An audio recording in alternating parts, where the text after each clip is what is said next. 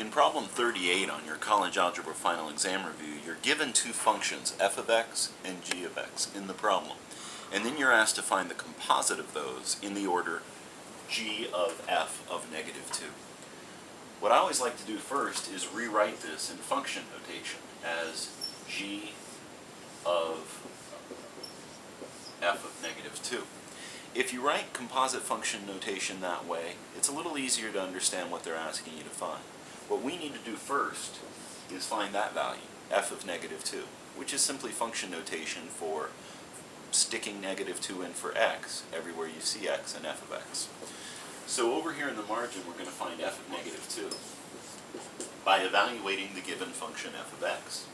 F of negative 2 then is equal to 5 times negative 2 plus 2, or negative 10 plus 2, or negative 8.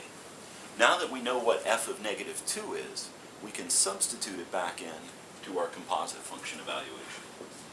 So g of f of negative 2 becomes g of whatever f of negative 2 is equal to. We had found f of negative 2 was negative 8. So we simply replace negative 8 for f of negative 2. Students have a hard time realizing why this is legal, but we forget what the equal sign means. The equal sign here means that f of negative 2 is exactly the same thing as negative 8. So we can replace those in whatever way we want. Finally, we have to find g of negative 8. And just like we did function evaluation over here in the margin before, we can do function evaluation on the given g of x function now. So g of negative 8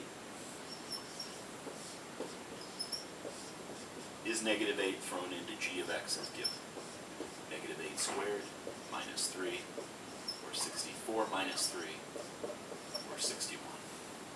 So finally, going back to the original problem, g of f of negative 2 is equal to g of f of negative 2 is equal to g of negative 8, and is finally equal to 61. This is the way the composite function notation will be asked on your final exam.